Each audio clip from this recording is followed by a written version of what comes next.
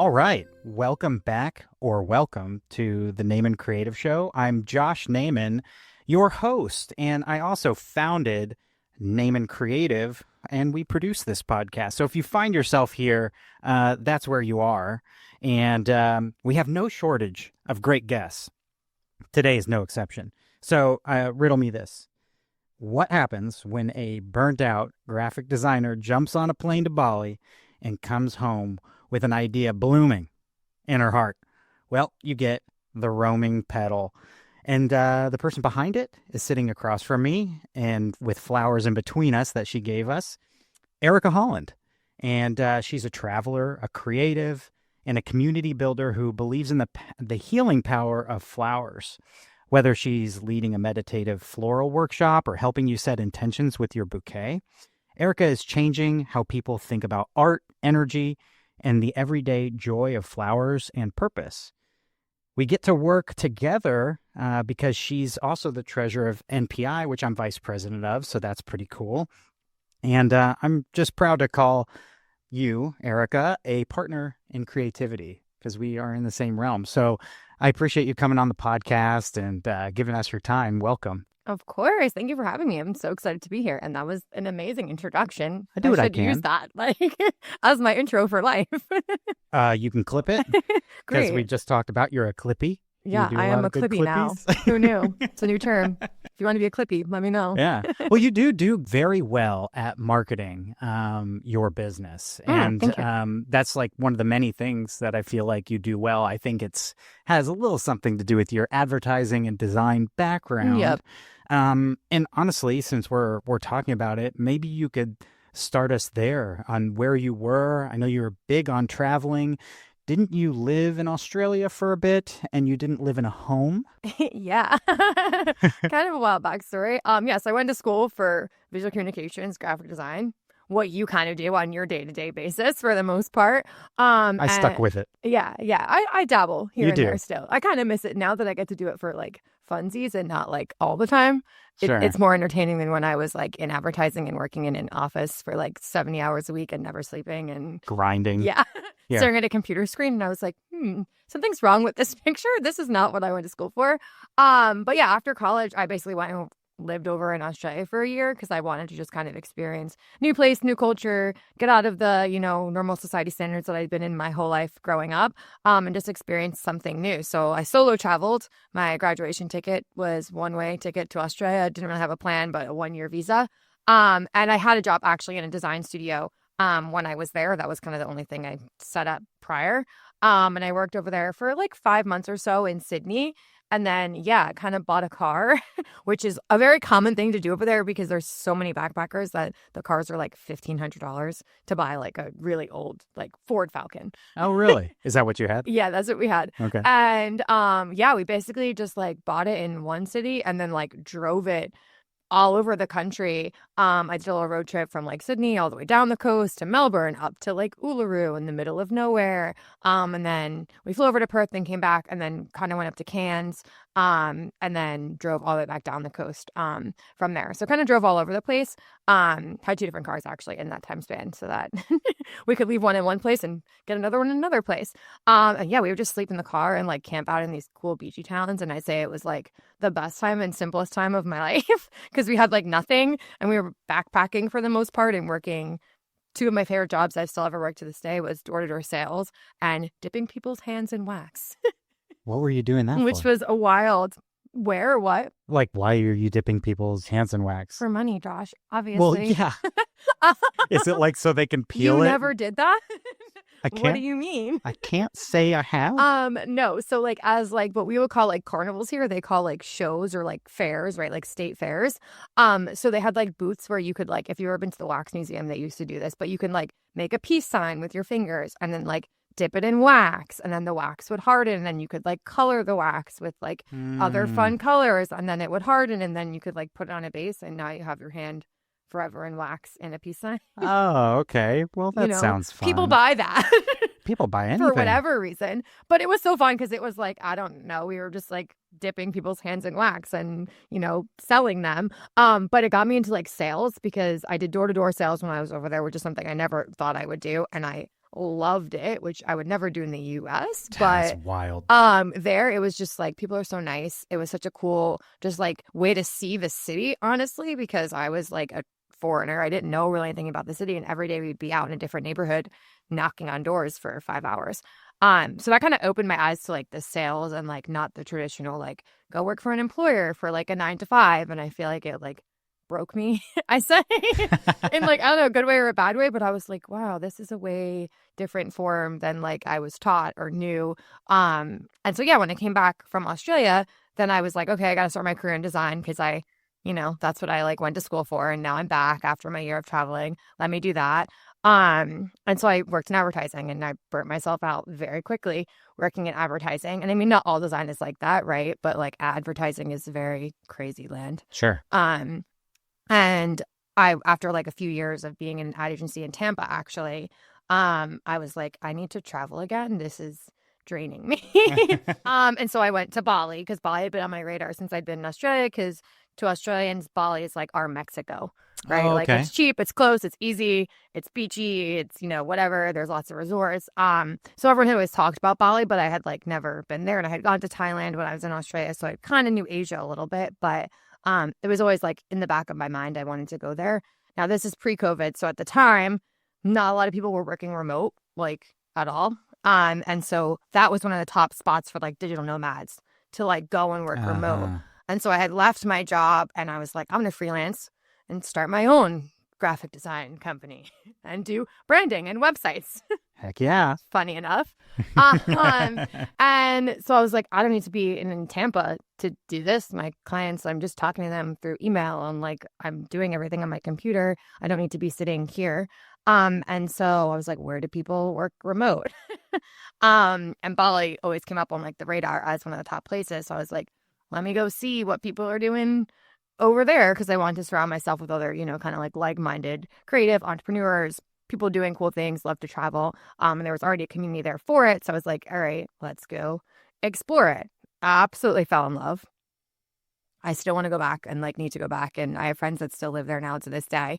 Have you not been back since? No, I've been back to Australia, but I haven't been back to Bali since COVID. So I kind of was there for like 6 months. And then when I came back, COVID kind of, shut the world down. And I haven't been back. Okay. Since then. But while I was there, I was doing design, but I kind of just fell in love with, if anyone's ever been to like Asia or anywhere over there, the way they use like their flowers, and, it's just the energy of the island is so based in karma and like their values, and giving offerings to like their gods. And they do offerings multiple times a day of these beautiful, just like little dishes made out of literally leaves from the palm trees that they put like little flowers and rice and like coins and coffee beans to like offer to their gods with like incense multiple times a day. And the way they just use the nature there as part of their like, daily lives. And like, instead of having a birthday party where you use confetti and balloons, they'll decorate it with all kinds of like florals and leaves that they've like woven together to make it look like some kind of decor. And I was like, I like that. I love this. Yeah. It's so beautiful. And the energy there is just amazing. And so, yeah, I just started helping out at a flower shop when I was there, because I was like, Okay. I need this. And That was the spark. That was the spark, was just kind of like, I was still doing design when I was there. Like, that's what I was doing while I was living there. And that was kind of like a spark that ignited the next journey and phase to kind of slowly integrate to where we are now. But yeah, it was absolutely nothing I'd ever thought I was doing when I went to school for design, and was like, yeah, I'm going to work in, New York and work at a huge ad. I can't even talk. A huge ad agency. Wow. You can't even say the word because like really it's so. ingrained. It's like I really hate you. it so much. No, and I don't hate it. I don't hate it. For anyone who works in advertising, or like I worked with an advertising, it's not the end of the world. It just wasn't my jam. Like I like being way more hands-on creative, I realized, instead of like being on the screen so much. Sure. And like making things and like DIYing things and kind of doing that kind of playfulness than, just doing everything all the time on a computer and never like seeing, the actual physical product of it. So yeah. And you get to still utilize your talents by marketing, your own company, which I always find a lot of enjoyment. Like, for instance, this podcast. Yeah. It is a marketing vehicle, right. but it checks so many other boxes. It just scratches my itch.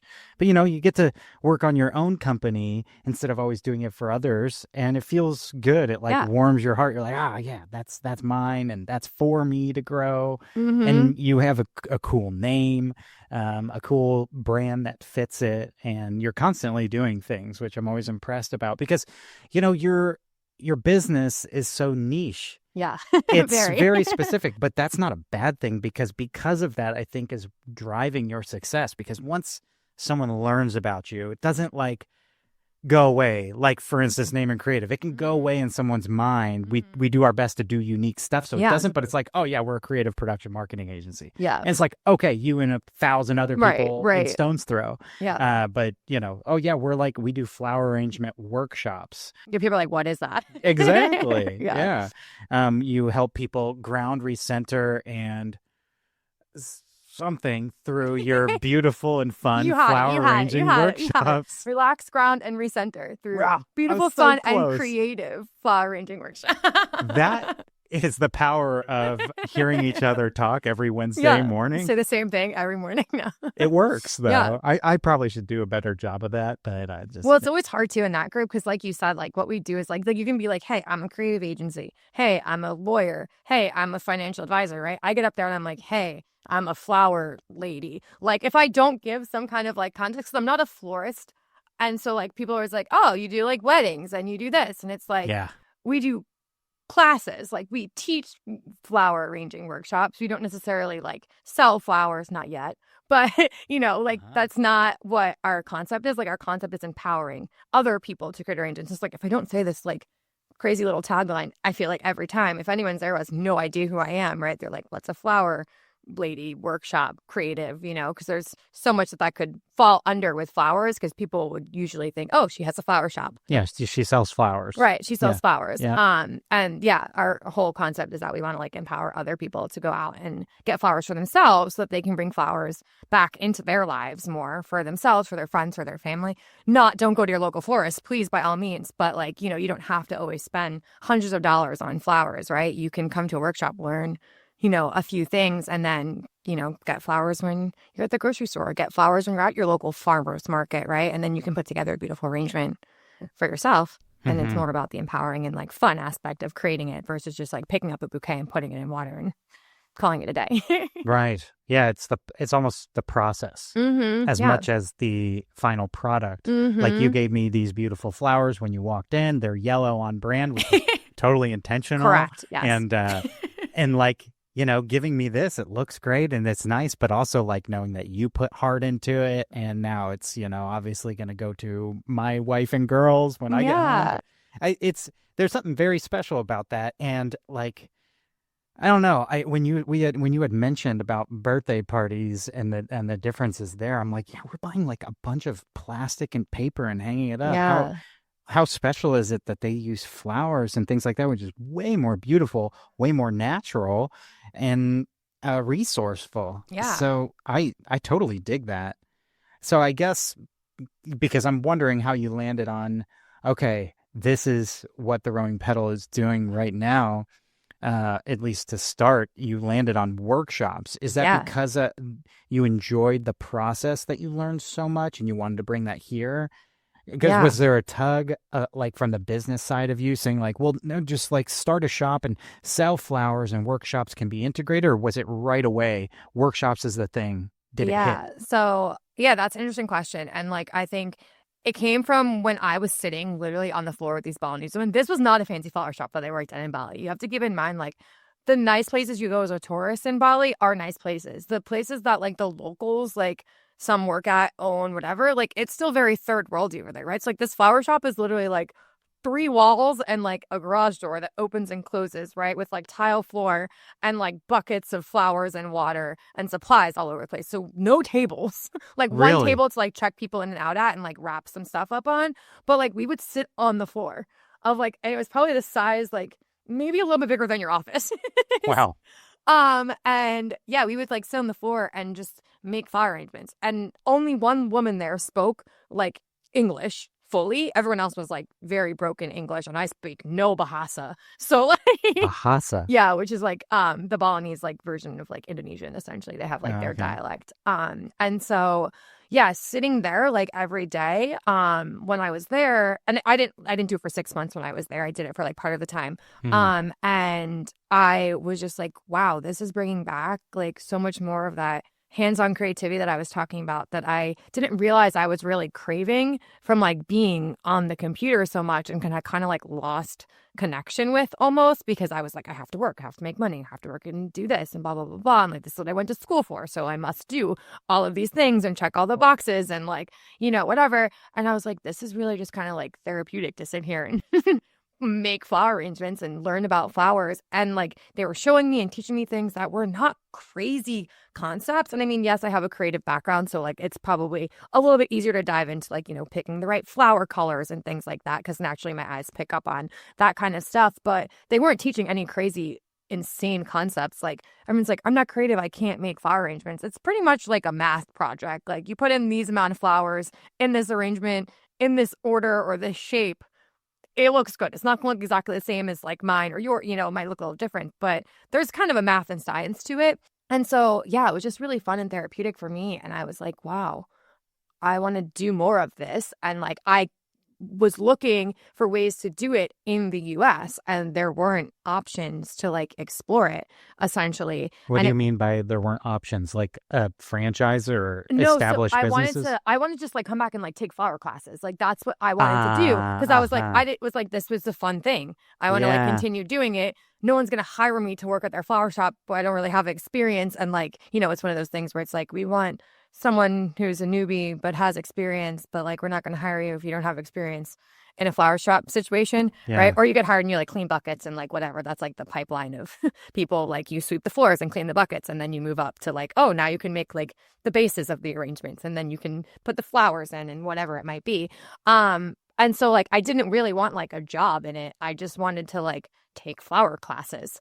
But like unless you were like training at the time, unless you were training to become a florist, there wasn't really options to kind of do that. And so I was like, that's interesting. I feel like more people would love this and enjoy this. Like I love it. And it's been so fun and therapeutic and creative for me, as well as educational. And so I was like, maybe we should just start teaching them. However, I was like, I don't know enough about flowers to come back and start just teaching flower workshops. I was like, I've been here for a few months working in a flower shop in Indonesia. No idea what the flower world looks like in the US. Like I had no clue. And so I came back and I started working at a wedding florist when I came back from Bali. With kind of a concept and the idea in my head. And kind of wanted to see how like working with flowers in the US was really like. And just so you can get their suppliers, really. Yeah, so I could steal everything that they did. They actually used to do workshops, but they weren't, because it was like right out of COVID, they weren't really doing a whole lot of workshops at the time. So I never really got to experience one from them. And then there was an online company that was doing them at the time. So I had like ordered a kit and like done like an online one. And I was like, oh, I could do this in person. Yeah. Easy. And so that was really it. I just started like working there and learning like minimal stuff, and then watching a bunch of video, really self-taught. Like a lot of florists are self-taught. They work in shops, they learn, you open your own shop. That's like nothing wrong with there's that. flower school, I guess, but I mean, it's basic concepts and things like that. You can get certifications and stuff. Like we're certified now in like floral healing and like more meditation practices than certified. Yeah. Mm-hmm. Okay. Floral healing. What are some of your other certifications? Yeah. Floral healing and Reiki is our big ones, because we're more on like the mindset and like the mental health and mindfulness practices of it. So being able to integrate like some of those concepts into like our retreats and our wellness and like our team building activities that we do. Not all of our workshops are, super spiritual woo-woo. Sometimes we go to bridal showers and we just make bouquets. Like, sure. Sometimes we sit for hours and meditate, and do like fun circles and flower mandalas. And I'll give Reiki to the flowers a lot, because that's a really beautiful transfer of like energy, to like give, the flowers Reiki. And then if you receive the flowers, you get that beautiful energy as well, since I have like, my Reiki basically like certification, in there as well. So yeah, I didn't realize it's cool. that. Mm-hmm. So did that particular part evolve when after you started it? Did you realize that, oh, there's this you obviously knew that there's a meditative power to it, but as far as integrating that within the workshops, was that right off the bat, or did that evolve and you're like, oh my gosh, and that opened several doors? Because that you're a Yeah. niche, and then that's extra niche, which Yeah. is great. Yeah. How open are we allowed to get on here? Are there It's limits open. to anything? No, that's up to you. Okay, fair. No, that was never the mindfulness. I think was always there, but it wasn't in my head that like I wanted to approach it like that. It was like, let's just go out and do flower classes for people. Probably 2 years into the journey of like doing flower workshops, I went out to Sedona and sat in an ayahuasca ceremony for like 3 days. Wow. Okay. And had been kind of on like more of like a mental like wellness path of diving into meditation. And since I'd been in Bali, I was always like connected to like that type of stuff with like, yoga and meditation and sound baths and all of that woo-woo fun things that I love to do normally. Good stuff. Yeah. And I Nothing like wrong with practiced it in my own, life, but I wasn't really like incorporating it into our classes. And I had like a few people come and like tell me, like, oh, like you have like some kind of, I don't know, like fifth sense, sixth sense, what is it called? Like intuitive, approach here to the connection of like the flowers. And I had been always getting this like weird tingling. For like months, I was getting really crazy tingling in my hands when I was working with the flowers. And I was like, what is this? And like I had a shaman and, I would talk to them about it and whatever. For that 3 days. No, I had a shaman, just like a regular shaman for like months before. Oh, did you? Yeah. Jeez. As one does. Of They're course. very expensive, so I don't have one anymore. Sounds expensive. But instead of therapy, I was like, I need a shaman. My mom was like, you need a therapist. I said, no, I need a shaman.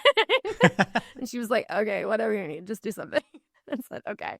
So I was seeing a shaman. And so it led to my journey of like my ayahuasca experience. And I had talked to shaman before about this, and I talked to a bunch of people kind of in that realm. But when I was on the ayahuasca trip, there was a few other shamans and like energy healers and other people there. And they were like, this is like your Reiki energy is like coming through because you're connecting with nature.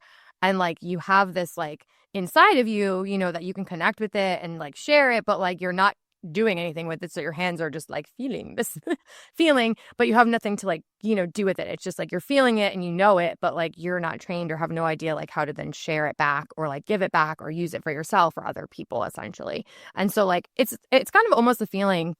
I mean, I used to get anxiety attacks, which sounds like terrible, which is why I started meditating and all of this fun stuff. Mm-hmm. But it's almost a very similar feeling to like if you ever had a really bad panic attack, your fingers start to get like really tingly. Yeah. Some people, when they have like a connection to energy, their hands get warm or their hands get cold. Like when they give Reiki, you can feel like different sensations. Mine just happened to be tingling, and it was because I was working so much with the plants and I was so connected to them, but like I had no idea I was like connecting with their energy and not just like their beauty and pretty and like fun to create with. And so after that like 3-day ceremony there and talking with a bunch of other people and having all kinds of spiritual woo-woo fun things, I didn't have a crazy like insane went to like alter universe reality.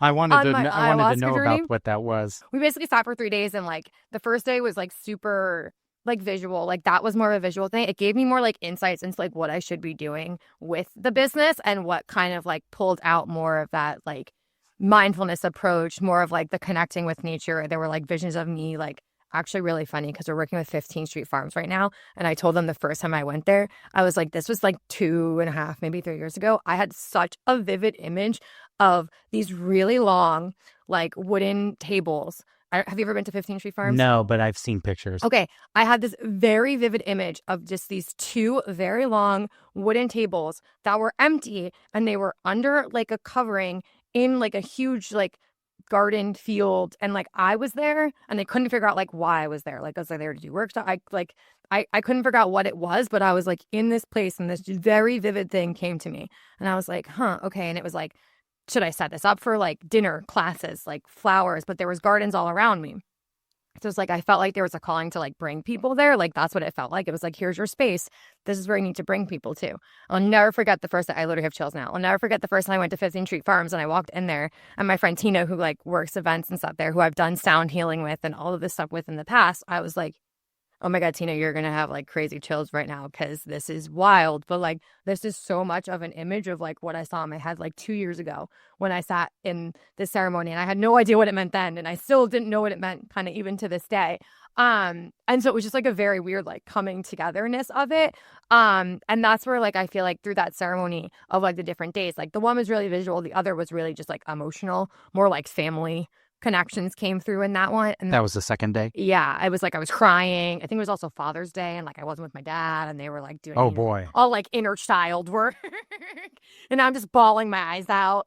And Was it intentional? Like the first one is supposed to be visual. Did they kind of guide you through that, or was it determined by where your mind took you? It's just determined by like what you need. They say like the medicine gives you kind of like what you need. You have to go in with like a really like purposeful intention. Sure. But they say like the medicine gives you whatever you need. So you don't really have control over it or what's going to come through. Everyone has a different experience on it.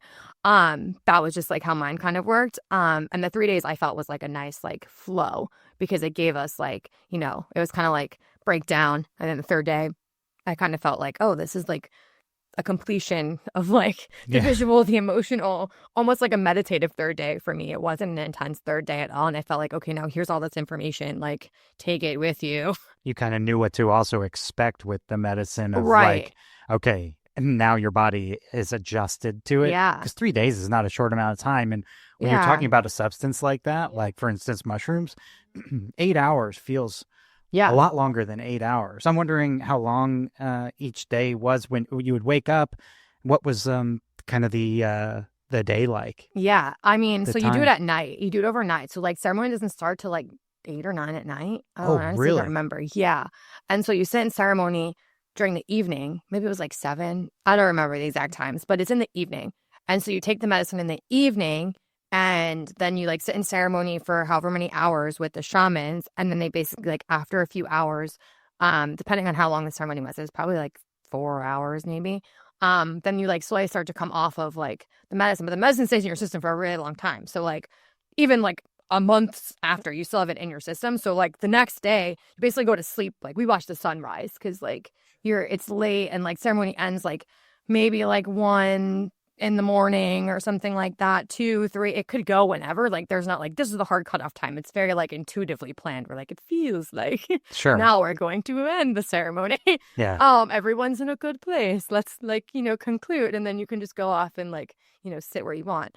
Or go to sleep. It's kind of hard to just like go to sleep after it. How can you So like I would stay up and watch like the sunrise and like go to sleep in the morning for like a few hours. You're also fasting. You're not eating. And then like you wake up. Oh, really? And then like you basically we were in Sedona, so I spent the whole day just like in nature, like sitting with trees, like talking to them and like in the rock, like hiking. And then you just like come back and like same thing, like you do the same thing in the evening for like 3 days in a row.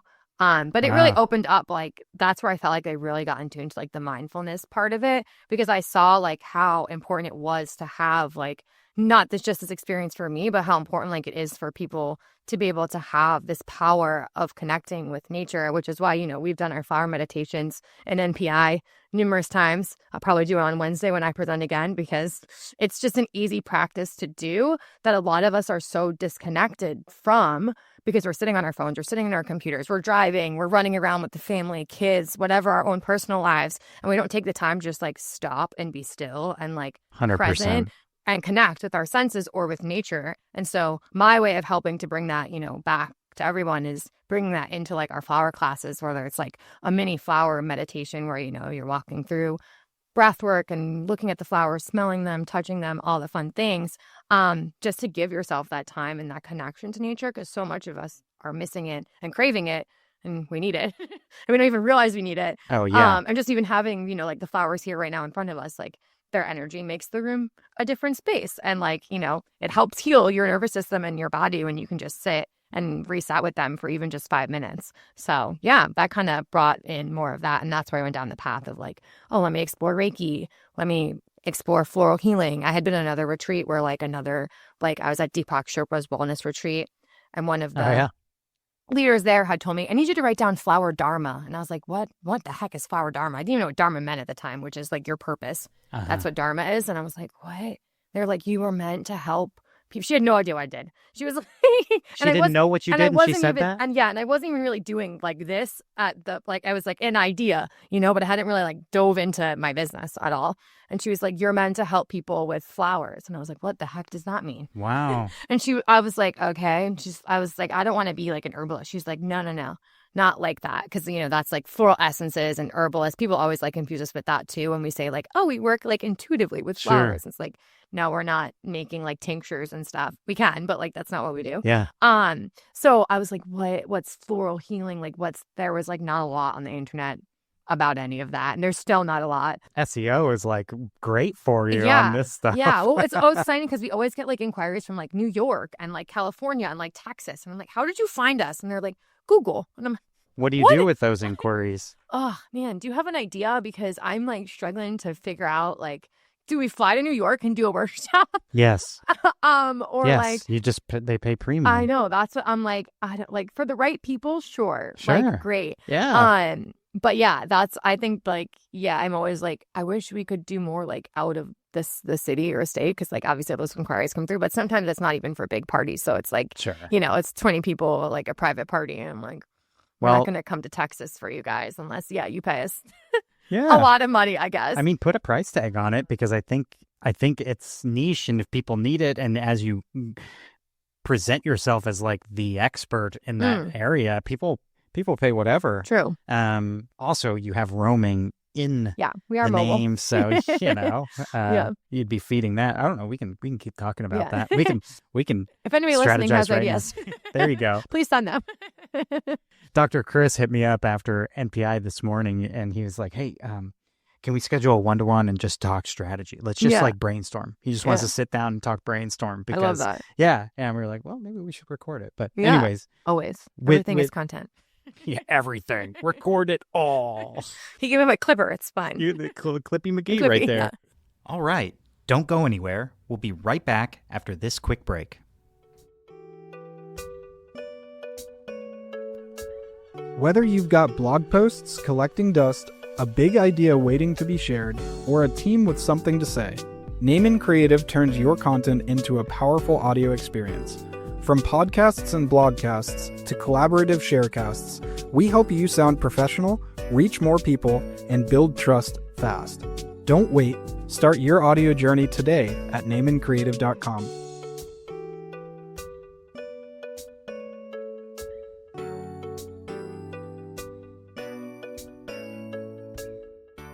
We're back. Thanks for sticking with us. Now back to the conversation. So maybe some people don't know what Reiki is listening to this. So can you explain a little bit about what that is, and maybe take a step back on you? Because you said you do Reiki to the flower. So normally, like my wife can do Reiki, and she's done it to me. Yeah. And every time she does it, it's intense, and she puts me to sleep. Yeah. But I don't fall asleep right away. But right before I'm out, I feel like weightless. And my back gets, unfortunately, uncomfortable. But I don't know, it's because I'm so relaxed or something like that, and I can't move my back. I have no idea. It's so interesting. But there is absolutely something to it, and I've learned a lot from her. And so I just don't want to assume that the listener is aware of that. So maybe you could like explain a little bit about your thoughts on Reiki, and then like how you connect that to flowers and that like transfer of energy, and maybe dive into that a little more, because I feel like that's very interesting and unique. Yeah, so basically all Reiki is a literal transfer of energy. Like in layman's plainest, easiest terms for like someone who has no idea about anything, it's literally taking everything around us as energy, right? Like anything that's living, right, has energy. And even things that, like the lights are giving off some kind of energy, right? So everything has energy. So Reiki basically you're able to channel the energy in like a positive way. And so when you do it to someone's body, what you're essentially trying to do is take out any blocks, right? So the key purpose of Reiki, where it like comes from foundationally, is working on like your meridian points, or like your chakras, if you know anything about that. So you have like multiple points in your body that hold different ailments, tension, whatever it is, you have one in your head, you have one in your throat, your heart, right, your stomach, and they go kind of from your head basically down. And so the purpose of it is to kind of like clear out these chakras, right? Because as we live in our day-to-day lives, things come in, whether intentionally, unintentionally, negative energy, positive energy, right? We're all going through our days. We can't control everything around us.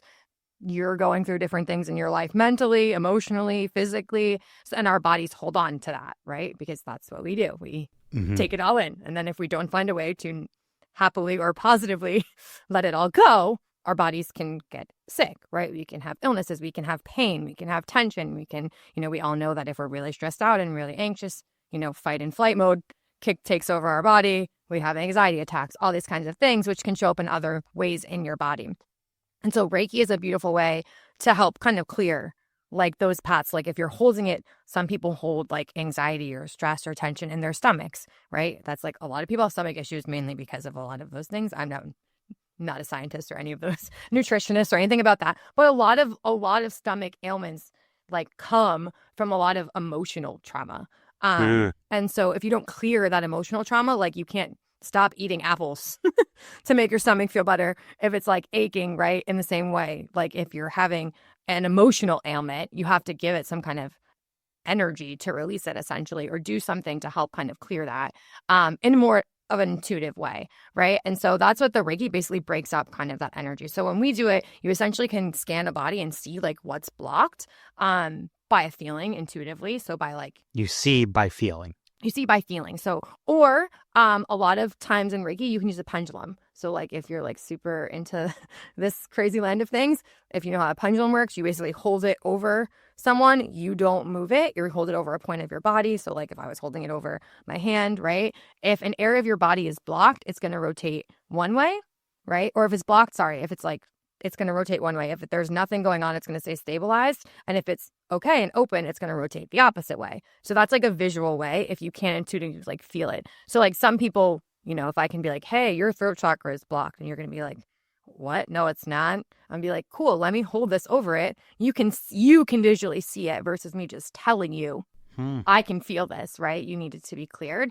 But it also works really well with like, if you have like shoulder pain or something from like an injury, right? Your body holds on to that, right? Regardless of whether you healed it and had a cast or you got it surgery and fixed it, there's still probably some kind of energy going on in there. And like you can use the Reiki to disperse it, essentially, to spread it, to heal it, to get it so it's, feeling better. It doesn't happen instantly or overnight, right? Like same thing, you don't go to the gym once and you're skinny. Like it's a process and you might need it multiple times for it to happen. But yeah, it's a really meditative practice. So like you falling asleep totally makes sense because you're just like laying there and you're receiving this beautiful energy from your wife. Yeah, it's overwhelming. Yeah, and it's like it's a beautiful way to receive energy from someone, especially someone you love, right? Because they're basically like helping you in a beautiful way that they can share, which is such a amazing gift to be able to share with other people when you can just intuitively help someone by just like a light touch or just like a transfer from me to you. Or the same with the flowers. So that's how I kind of, because I'm not going to go in my sessions and like give Reiki to every human being. And like when you have different levels of Reiki, you can do one-on-one Reiki, you can do distance Reiki, you can do group Reiki. And so because I was getting Reiki from the flowers, it felt right to me to like give it back to the flowers and then share the flowers back with people who are coming to my classes and my workshops. So by me infusing them with like the positive like light and energy from like Reiki within me, then without me having to like stand over you and hold my hand on top of your head or over your heart or over your body and doing that to every person in the room or doing group Reiki, if I give it to the flowers and then you receive those flowers or you gift those flowers to someone else, then you're receiving that beautiful energy without even knowing it. And it's, bringing that beauty into your life. And I mean, you can do that. Like, that's why we set intentions into the flowers as well. Like when we do our practices, like intuitively, you're giving that energy to the flowers. Like, I'm not like, hey, you're giving Reiki to the flowers. But like, if you set an intention to a flower, give it to your wife or give it to a friend or someone else, they're going to receive that energy behind it because you sat there and took the time to sit with it and give your energy to the flower. It holds energy just like your body does, just like a tree does, just like a plant does, right? Just like another human being would if you just said something nice to them. Sure. Right? Yeah.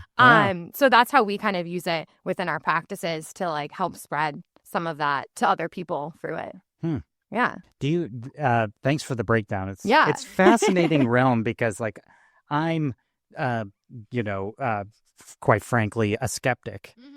But I feel like I have a healthy skepticism. And I mean, when my wife talks to me about it, or you're talking about it, when you're talking about energy or the physical things and the things that are just like, okay, well, that's a fact, then it's cool. Right. Yeah. And I am absolutely on board.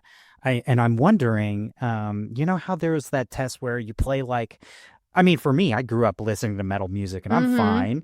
But now I listen to like instrumental. I'm all over the place. But they did do like research that whatever music you play to the plants affect it. Yeah. If you listen to some hateful music, Right. people They die. or you know, they don't grow as much as a flourishing music of like classical. And it's interesting because the energy behind like metal is because people are really going through it. I grew up with people who played metal who are unbelievably talented. Now one of them's the drummer of Sam Hunt. Yeah. And Cool. yeah, he's awesome. Josh, you're coming on the podcast. His name's Josh too. So we're both. I want to be here when it happens. Sure thing. But you know, like they're going through so much, and so they obviously pour that into music, which is their transfer of energy of all of that inside of them to literally sometimes scream it out or play it really hardcore. Yeah. And it's interesting to think about because then that transfer of energy to the flowers are like, oh man, like this is a lot. Yeah. Versus like, you know, a classical Here's some soothing piano. yeah, a pure relaxation piano. So I mean, I really believe that there's something to it. I'm wondering, do you when you're out and about, do you receive much pushback, or what are some of the things that where people are like, no, I'm good, or I'm pushing back on that? Maybe talk to me about that. So we're really intentional about which workshops we do it with and which workshops like we don't, right? Because they're not like, we have clients that are, you know, all different levels and all different things going on. And so when we do like our retreats, like this past weekend, I was just invited to do a flower crown class at like a 1-day women's like yoga, mindfulness, sexuality retreat. So a good fit. Right. And so they didn't even know, like they invited me to do flower crowns, right? But like as soon as I walked into the space, I was like, oh, we're going to meditate for sure with the flowers, right? And I like gave them Reiki in front of them to the flowers and like explained what I was doing. And they were like, oh my God, that's amazing, right? I love this. They were like, that meditation was so beautiful. It was so perfect with what we're doing and incorporating here today. And like, you know, the meditation I can guide with different topics or questions, like while we're looking at the flowers as well. And so, you know, that type of space is very inviting and welcoming for it. Sometimes people will reach out and be like, we want to do a floral meditation. Like we have different options on our websites and on our brochures that include it and some that don't. You know, when we go to Three Daughters later tonight and we weave flowers into a loom, we've done that meditating at the flower farm as part of our retreat. But when I'm at the brewery tonight, I'm not going to be like, hey, we're going to get super, super intense. Sure, if there's like a calling for it and I'm like, hey, do you guys want to meditate with the flowers? And they're like open to it 100%. But I can kind of read the room and gauge like if it makes sense to do or not. We always like to do like our mini meditation, but I'm not always like, hey, I gave these flowers like crazy amounts of Reiki. Like you're going to experience Reiki too. They're like, can I just get another beer? Yeah. And it doesn't even matter if they know or not. Like if I give the flowers Reiki, like it's the same with the flowers just being here. Whether you know they're giving you a positive source of energy to help you right now, you don't have to know that. Like they're here. It's just like when you go walk in the forest, right? Or you walk in the woods and you put your feet in the sand, you put your feet in the grass. You don't have to know that that's doing anything, but it's doing something. Oh, it's definitely. Right? Yeah. So that's the same kind of approach we take. Like I'll explain it sometimes if it feels appropriate and right for the setting, but it doesn't, you know, we're at a bridal shower just making bouquets for someone getting married. Sure, they're just like, we want a fun, creative activity to do and have a cute flower cart set up that's like a favor and something different and cute and matches our theme. Totally fine. You know, like Sure. We're just about spreading the joy with flowers. So whether that's like you want to get super woo-woo and intuitive and connect, and we want more people to do that. But we're not always like, hey, yeah, this is going to be real, like grounding. Yeah. You read the room or the situation. Yeah, what for calls sure. for Same it. when we go into like corporate settings, like, you know, Yeah. we'll do like a breath work and usually we do more like team building, like intuitively behind it. It's like, I know what's happening, but like, we're not always like, hey, we're going to sit here and have a Reiki share. And Yeah. like, you know, people are like, I didn't hire you to do that. Sure. Yeah. And we're just about like the fun and relaxing part of like connecting with nature too. So you don't have to get that deep to have that same benefit. And that's not where we started either. So that's why I'm like, yeah, it's totally fine. However you want to connect with them is a great way, regardless of how deep you want to get with it. So yeah. Sure. Mm-hmm. Like even the 5 minutes, or you've done a 10-minute, I think, at Sun Leaders. Mm-hmm. But like even a 5 minute or a few minutes of doing it and pausing, I think that's really the big takeaway. Yeah. Is, I mean, like our society and American culture is like hyper. I mean, we're just on steroids. We're just like, guys, slow down. You drive out there and you're like, where are you going this fast where you're going to endanger me and my kids? Because now I have kids and I'm driving. Yeah. I'm like, you could have killed my family. Yeah. Was it worth it to get somewhere 10 seconds sooner, to get your burrito faster, or whatever it is? Like, we need to all take slow a down. beat. Yeah, we all need to slow down. So like the more of this kind of stuff on what you're doing with what my wife and her brand with Lunarize, like these brands need to get together and become bigger and spread more, which I do feel like there is an overall movement towards that, because if there's a need in the world, and business does fuel that, because these people who like my wife has learned from, and I'm sure you've learned from, or like your shaman, they're banking, if you're, and you're doing well. Yeah. And so I don't know the details of that, but I know you're doing well. Yeah. And like, great. Right. Because the world needs it. You're doing well, and you're filling a void that's like a positive movement. So for me, I'm all for it, and hence here supporting you. I'm wondering though, like, and last, before we get to a fun spot, how do you, and I would imagine I already know the answer, but just to make sure, how do you give it back to yourself? So it's a lot of giving to the flowers, giving to the people in your workshops. What do you do to recenter yourself? And ground yourself? The same thing. No, yep. I by myself. Yeah, it's funny because like everyone's always like, you're such an extrovert, like you're so social, and I'm like the shyest person still in my inner child's like, you're so shy, and I'm like, I actually really like being alone, which sounds, I love being around people with energy, and I absorb a lot of that, and I love giving and like teaching. But like I think as being like an only child, like my time for me to recharge is literally like sitting in nature, like with a tree or flowers or whatever it is. Like I love a nature walk in the woods.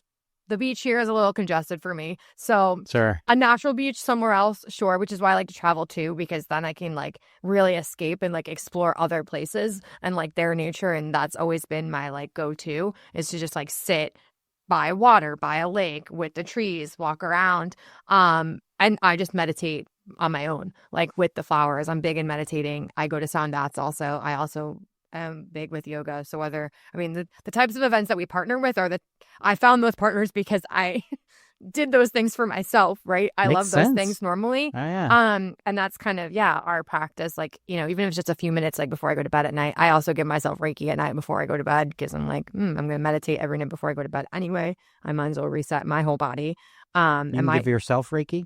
So you're just like transferring your energy back, or are you dispersing it in a different spot? No, I'm just How does that work? I'm just dispersing it. So because like the energy comes from right within, like it's not like it's coming from like a specific area. It's just like your aura generally, right? So it's like if I can call in like light, happy, nice energy, let's just say, to make it easy in layman's terms, and I give it to my body where I'm feeling like anxious or overwhelmed, I can clear my own, chakras and things like that.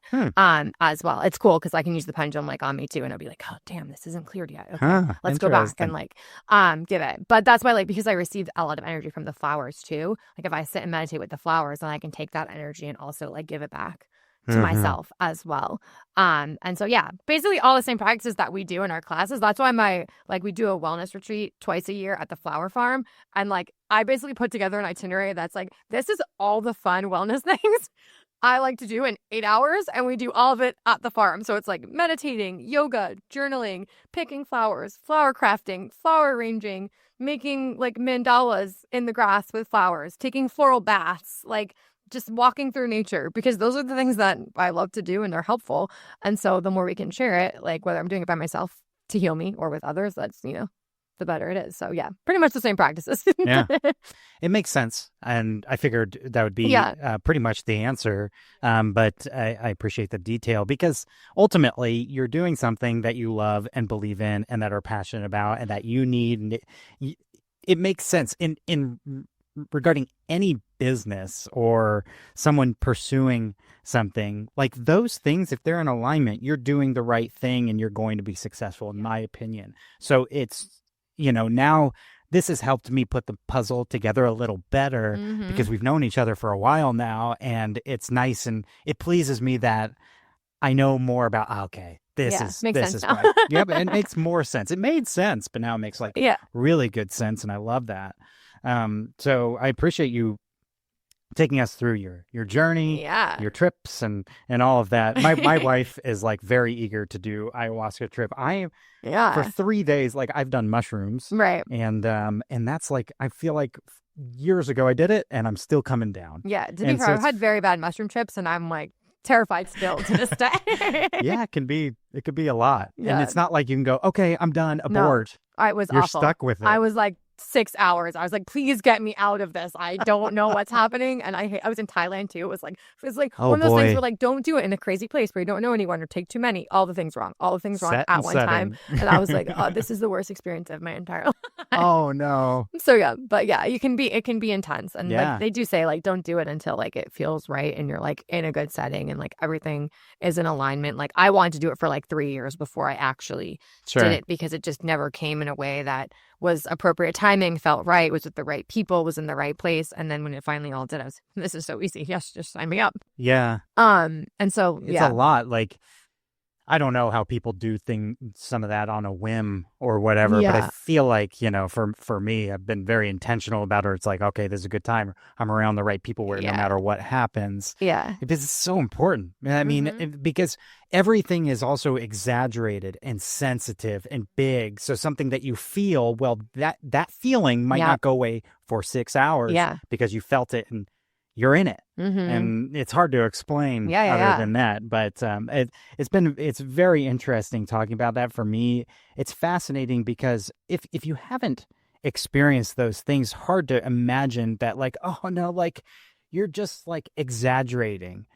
But it's a real thing. Those experiences are so intense and it's real. That's not fake. So there's like this whole realm where it's like there is something there. And I feel like, for me, I feel like it has a lot to do with time, where slowing down time or the manipulation of time with these particular things allow our eyes and our minds to see in a slightly different, like right now we're seeing in a very particular spectrum. We work with light and color. And so we're all locked in, but with a substance such as those, I feel like it just bends that spectrum ever so slightly, but that little sliver on whatever end opens it up. It's a massive deal for our bodies, our minds to process what's actually happening. Like imagine time for a hummingbird or what a bee feels like time. Yeah. And so for me, it has to do with time. But part two of our conversation. Speaking of time, now we are in rapid fire. Okay. Oh boy. What's rapid fire? Rapid fire. Oh boy. Okay. We went from talking about like really slow. We're gonna be really chill and relax. Now we're going to go rapid fire. Okay. I'm so ready. Ultimately, I'm going to ask you a series of questions that I like to ask all guests. There's a couple specific to you, but I like to see the common threads. I hope I have answers. I'm sure you do. And if you don't, there have been people who, like someone, I can't remember who, maybe it was Jan. I don't think he had an answer for his favorite music. I'm whatever. I'm bad with like pop culture reference and like favorite actor. Oh, this isn't like a quiz. It's internal. It's your wrong favorite answer. I'm sorry. Nope. The answer is 34. All right, hit me. You ready? So ultimately, the goal is, if you need to expand on it, do so. But I won't. I will just give you an answer. Sure. All right. So here we go. And I feel like maybe some of these are obvious, maybe not. We'll start. What's your biggest source of inspiration? Oh, that's a hard. That's supposed to be a one-word answer. It doesn't have to be one word. Rapid fire. Okay. Biggest traveling. Boom. You did it. See? Yeah. I had to think though. Yeah, we But can get there. Yeah. Other cultures, I get inspired a lot by just like traveling, roaming. Love it. Yeah. Ditto. I love how you injected like that passion of yours into your business. Yeah, Makes it was a lot a of sense. big concept for me that needed to be incorporated. Yeah. And it makes sense to the actual like strategy of the business too. So Until we have a flower shop, which might happen sooner rather than later. But I like that. next podcast. Part 2. What's the favorite place you've ever been? Bali, 100%. All right, Australia is yeah. close, but Okay. Bali holds a special place in my heart. Clearly. Yeah. Okay. So Bali, I'll add it to the list for me and my family. Yeah, visit. It's also much cheaper there. I love it. If the dollar can go a little further, that's cool. Your favorite flower? Ooh, purple orchids. Purple orchids. Why? Yeah. Why? I don't know. I just always love purple orchids, and they're not really a big cut flower. Like, we work a lot with cut flowers because we make bouquets and arrangements, and, orchids are a beautiful plant that grow, and you can cut them and use them, but it kills me to do that because, the plant regenerates, but we all know how hard and long it takes for orchids to bloom. Yeah. We've killed a few. Yeah, they don't come back so quickly. Or they do, but they're just like a vine, and you're like, this is a pretty plant. Like, when is this until it blooms again? I don't know. I just always love purple orchids. I love all orchids, but purple is my favorite color. Yeah, we got purple lights in the studio And so, right yeah, now. I just always loved them. They're just so unique, and there's so many varieties. If you ever go to Singapore, there's a bunch of, on your way to Bali, it's a good stop. Cool. I'd like Lots to go of back orchids, to Singapore. Lots of orchids there. Okay, cool. But yeah, it's my favorite. Beautiful bloom. So if anyone wants to get me flowers. Orchid. Or peonies if you're going cut flower. Peonies. Yeah, they smell so good. The ones okay. in London, oh my God, in Europe, I know this is supposed to be rapid fire, but the ones in London. It never is. I was like, this isn't rapid fire. The ones in London were insane. I got to go to like flower farms out there, and I've just never seen peonies. Like, I think they have a different variety. It's clearly not the same strand of peonies we have here. They were like so big, so frilly, so fluffy, so beautiful, just like in their random gardens on like the sides, of the streets where they have, little beds of flowers and stuff. And I was like, we need that here. I love tropical trees, but you go up north, you get more peonies and stuff. But yeah. Okay. Huh. I knew that one would get you going. So sorry, that was a long. No, it's okay. It was to be There's expected. probably 10 more, but I'll just keep it with those 2. Yeah, good. Now, rapid fire, there's always one where it's not so rapid. Okay, fair. Yeah, and it's a fun. It'll be of it. fast now. we do what we want. Like whose line is it anyways? The points don't matter. And Great. Things like that. What about a favorite book of yours that might have shaped who you are or made the biggest impact? Oh,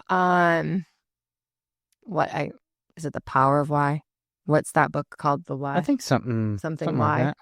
Yeah, it's really my favorite book. I can't remember the title of it, but I think it was just most impactful. Okay. Multiple people, always recommend it. It's like, I feel like on the, if you ever start a business and you're like, what book should I read? It's like, read this book. By Simon Sinek, I think is who's the author. Okay, yeah, it's ringing a bell. Yeah. That could be totally wrong. So like, no one go quote me on this later on. I'm honestly pretty sure it's on our bookshelf at home because my wife has a. It probably is. Every entrepreneur who's ever like, I'm a self-starting entrepreneur, what book should I read? Always comes up. But I think it, like, even to this day, like when I get like lost in just like what I'm doing, like, as a business owner, we, especially as like a niche kind of topic, so many people come to us with like, partner with us, do this, do that. And it's like, it's easy to say yes to everything. And like, we used to say yes to everything. And the last like probably year or so, I've kind of like taken that into more of my concept and like intuition now too. Is like, okay, well, what is our why? Like, just because they want to do it, it doesn't align with like who we are and what we want to do and our mission. And so I think that, you could read that book over and over again. I'm a big audiobook, which is why I probably don't know the names of anything because I just put audiobooks on all the time and like play them.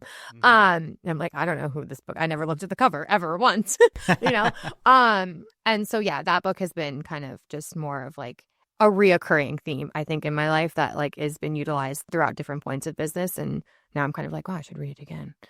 Okay. Yeah. I'll add that to my ever-growing list, especially because of this podcast. Yeah. But, you make a great point that it's first off, hard to say no, but it's such a powerful, and it's actually saying yes to other stuff. But, if people come at me all the time as well. And it's like, if you start to let people pull the strings of your business, it becomes a different thing than what your mission was. It can very quickly if you don't keep to that why. That sounds like a very grounding book. Yeah, and now I sound stupid because I can't remember the name of it, but we'll find it. There's a lot of things going on in my head, guys. Someone look it up. I think it is called The Power of Why, or I don't know. Something why. Yeah. We'll find it out. We'll have it in this show. Start with why. Start with why. That was Start like with why. I was like, the power of now was like stuck in my head. And I was like, it's not the power of, but that's why I kept like linking those two in my head. And I was like, I can't think of it. Thank you. We got it. Yeah. Start with why. Yeah. I don't normally pull stuff up, but I figured it was appropriate. It was going to bother me. Who is the author? Does it say? Simon Sinek. Yeah. Okay, good. I got the author right. You got the author. At least I'm sure you'd be happy about that. He's like, I don't care about the title. I just know that I wrote it. Yeah. Fair enough. All right, cool. Just a couple more. Okay. You're doing great, by the way. Well done. Really rapid fire there for 10 minutes about the book title. It always happens, trust me. Especially lawyers. A musical artist or album that you could have on repeat forever. Okay. There's a song called Every Storm Runs Out of Rain. Okay. It's on an album. I can't remember who sings it because I always have to look it up, but it is my favorite song. Because it's also like anytime I'm in like a downer moment in life, it's literally like jamming. And I vividly remember listening to it when I moved to Florida, like driving here. And I was like, I'm changing my life, going to Florida. Oh, right, whatever. And now anytime I'm in like a bad place, I'm like, this song is great. I can listen to it on repeat over and over and over and over again. Oh, cool. But yeah, I'm not going to sing it because I am a terrible singer. But it's basically too late. You just did. Now that's going to be clipped. Yeah, great, amazing. But yeah, if you ever get a chance, look it up. Every Storm Runs Out of Rain by Gary Allan, 2013. Cool. I thought it was by a girl. I did a girl. You thought it was about her. I'm like, a woman definitely sings that song. Really? Yeah. Who's looking for that song? Oh gosh. Look it up again. Is there another artist? Wow, I'm like really getting grilled here. I told you I know nothing about pop culture. I mean, maybe it just has like a falsetto. No, it's like Gary Allan owns Every Storm, and then in parentheses, runs out of rain. Yeah, that's a dude. Maybe you're listening to a cover of it. Maybe that's who wrote it. And I wonder who's saying. You're lost, and you're giving that. Can we cut this out of the podcast? Like, nothing gets cut. This is perfect. My phone's also stuck in airplane mode, and I can't take it out of airplane mode. Don't take it out of airplane mode. Like, no, I can't search anything. No, we'll get there. We'll have it in the show notes. We'll figure it out. But Every Storm Runs Out of Rain. Maybe if you sing it, then we'll know exactly what we're looking for. Here we go. A 1, a 2, a 3. Nope. No, definitely not. Nope. Not happening. Okay. Last one. Move on. How do you define success? How do I define success? Being happy. Done. You know, that's a pretty common answer. So doesn't surprise me with what you're doing and like fulfilling your passion and desires and needs with your business. So I would imagine you're probably pretty happy. Like, I never see you and you're bummed. And I'm not saying that you don't get bummed, but you're a pretty happy person. Do you want to know what Patrick told me the other day when I was getting my brakes and oil changed? Yeah. He said, don't take this the wrong way, but you're like a Hallmark movie. What? I'll take it. You're just like the nice, like sweet, like happy, where you're just always smiling. I had Delilah with me also. And he's like, you're just giving out flowers. I brought flowers. You're just giving out flowers, walking around with the cutest little dog, always happy, never in a bad mood. And I was like, thank you, Patrick. That is nice. That's a nice compliment. Yeah. I don't know. I think like also, I mean, don't get me wrong. I'm like not always happy, but sure, I tried to, I think like always look at the positive, always glass half full versus like half empty. Has always been my outlook on things. So like even when things are bad, I'm always like, well, what can we change? What can we do? What can we learn? How do we move forward? Mm-hmm. And I think, like a lot of people, success is like money, cars, things like that. I'm like, I think experiences and happiness and people that are around you, like what makes you happy? 100%. You can always make more money or go out and buy fancy things if you really want, but like, does that make you happy and make you successful? I don't know. Yeah, those are the important things. Yeah. I mean, teach their own, but a Ferrari is not going to heal your inner child. Yeah, exactly. You still need to reset your nervous system and say it with flowers if you have a Ferrari or you have a Honda. There you go. Indeed. Or what was it? A Ford Fiero? Or what were you driving through Oh, Australia? a Ford Falcon. Falcon. Ooh, nice little hatchback. We slept in Okay. the trunk. Awesome. You win rapid fire. Congratulations. Great. Was there a competition? Who Who was I playing it's against? an ongoing competition. You're against all the 39 other, or at this time, Wow. 40 other guests. Was I the So I think fastest? you'll Is be that what that 41. means? How How do you win rapid fire? Everybody wins. Great. Even though I knew none of the answers. You were doing great. You had, for the music question, having a song specifically, that's pretty unique. So you got extra now I'm points for that. questioning my own song choice because Yeah. What you're going to do is get a report from our audio director, Jordan, who will analyze your answers and then Great. give you a number breakdown, 1 out of 100. And then that's an ongoing, I'm going to cry and have to go sit with my flowers. well, at least you have a process of what to do. Great. This has been great. I obviously knew we were going to enjoy our time. I want to know, in closing, a couple things. One, what does the Roaming Petal and the Petal Tribe look like next 5-10 years? Where are you going? You had mentioned flower shop. Yeah. Maybe talk us through your vision real quick. Yeah. So Petal Tribe's our online platform that we have for Roaming Petal. So people not here in lovely states of Florida, it's basically like a monthly version of what we do in person here, but it's available online. So you get different weekly content, flower meditations, workshops, floral crafts, journal prompts, all that fun stuff. But it's online in a platform and kind of like a course content, and you get new content every single month based around the theme or the season of the month. So that's our way that we want to grow and try and reach people who aren't necessarily here and able to attend our workshops, and kind of grow floral communities in like different cities where like people using that can also get together and like watch a flower workshop video that we have. We don't send supplies. It's all about empowering them to go out and like pick flowers from like a local farm, or when they're getting their groceries, or making it easy for them and bringing them into their home, and spreading more of our flower, love and magic in a broader spectrum versus us going everywhere. So Petal Tribe is huge. Possibly, maybe on the DL, I'm not sure yet. Maybe going into partnership and opening a retail space here. We've been looking at some places, but nothing's like permanent or in the works yet. To bring more retail and have a little bit of our own location to like bring people to. We love our partners and we're never going to stop roaming. And doing that with the farms and the partnerships that we have, and the breweries and all of those amazing places. We work with Keel Farms. We work with Mindful Bloom Farms. We love being at all the farms, 15th Street Farms, as well as the businesses that we work with. But having our own space and coming kind of into a collaborative space with other florists too is also like a fun kind of like passion of mine as well.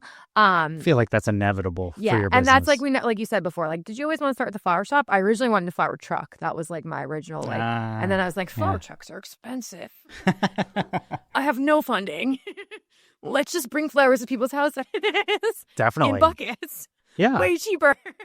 So I think like, the evolution of it has kind of like, that like people always ask like, where's your store? I'm like, well, it doesn't exist, but it might soon. In your heart. Yeah, you are the store. We bring the store to you. So that's kind of there. And then the last one's kind of our retreats. So like partnering with the farms and things like we already do.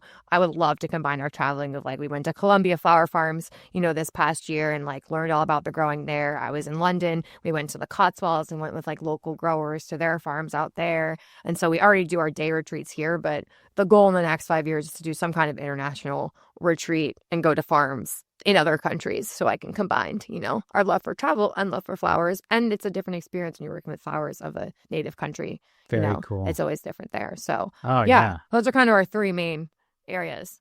Love it. In the next 5 years. 5 years. We're going to do all those things in 5 years. In 5 years? Let's fast track that. Yeah. Need to be faster. Yeah. But yeah, that's kind of the main things we've been working on. Love it. That's awesome. I mean, I look forward to watching that grow, no pun intended there. Yeah. Bloom and grow. Bloom. Exactly.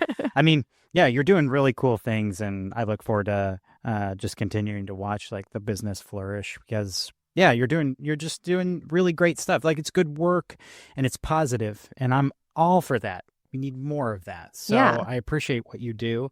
If someone wants to get involved with what you're doing, connect with you, where do they go? Yeah. So Instagram and website are our 2 best places. Our Instagram's just at the Roaming Petal. You can DM us. We have all our workshop listed kind of in there if you want to look for a public workshop. Website, if you want to book a private event, learn about our corporate partnerships, anything like that, has all kind of like our workshop options on there too.